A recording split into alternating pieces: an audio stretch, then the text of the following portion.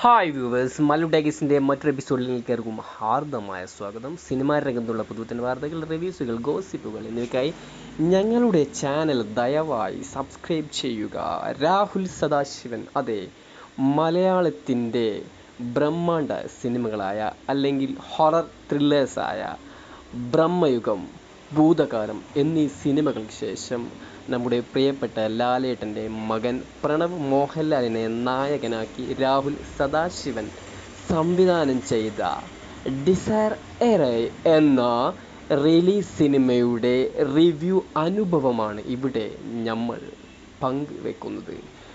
അതെ, വളരെയേറെ പ്രതീക്ഷയോടെ തിയേറ്ററിലെത്തിയ ആദ്യ 2 ബ്ലോക്ക് ബസ്റ്റർ സിനിമകൾക്ക് ശേഷം പ്രണവ് മോഹൻലാലിൻ്റെ പ്രകടനം കൊണ്ടും കഥാശൈലി കൊണ്ടും ഒരു ആവറേജ് അനുഭവമാണ് ഡൈസ് ഇറേ നമുക്ക് സമ്മാനിക്കുന്നത്.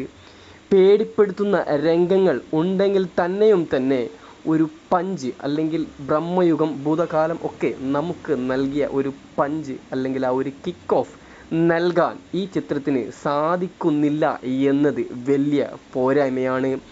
BGM വർക്കുകളൊക്കെ വളരെ നല്ല രീതിയിൽ വന്ന ഈ സിനിമ ഒരു ശരാശരി അനുഭവമാണ് നേടുന്നത് എന്നാണ് ആദ്യ റിപ്പോർട്ടുകൾ വരുമ്പോൾ പ്രേക്ഷകർ പറയുന്നത്. നിഷ്പക്ഷമായി പറയുകയാണെങ്കിൽ രാഹുൽ സദാശിവൻ്റെ 3 സിനിമകൾ പരിശോധിക്കുമ്പോൾ ഈ 3 സിനിമകളിൽ ഏറ്റവും മോശം അനുഭവമാണ് ഡൈസ് ഇറേ എന്ന പ്രണവ് മോഹൻലാൽ ചിത്രം നൽകുന്നത്. നല്ലൊരു കണ്ടന്റ് ഓറിയൻറ്റഡ് അല്ലെങ്കിൽ പെർഫോമൻസ് ഓറിയൻറ്റഡ് ആയ സിനിമ, അഭിനയത്തിൻ്റെ പാളിച്ചകൾ നല്ലോണം ഈ സിനിമയിൽ കാണാനുണ്ട്. മറ്റു വല്ല നല്ല ടാലൻറ്റഡ് ആക്ടേഴ്സ് ചെയ്താൽ ഇതിൽ കൂടി മെച്ചപ്പെടുമായിരുന്നു സിനിമയെന്നും ചില പ്രേക്ഷകർ അവരുടെ അഭിപ്രായങ്ങൾ സോഷ്യൽ മീഡിയയിൽ പങ്കുവെക്കുന്നു. ഈ സിനിമയ്ക്കൊരു റിവ്യൂ നൽകണമെങ്കിൽ ജസ്റ്റ് ഒരു ആവറേജ് അല്ലെങ്കിൽ ശരാശരി അനുഭവം മാത്രമുള്ള ഈ സിനിമയ്ക്ക് ഒരു ഔട്ട് ഓഫ് 5 ഒരു 3 നമുക്ക് നൽകാൻ പറ്റും. അപ്പോൾ നമ്മുടെ വീഡിയോസ് കൂടുതൽ കാണാനായി ഞങ്ങളുടെ ചാനൽ സബ്സ്ക്രൈബ് ചെയ്ത് വെച്ചേക്കുക. ആ ബെൽ ഐക്കൺ കൂടി എനാബിൾ ചെയ്യുക.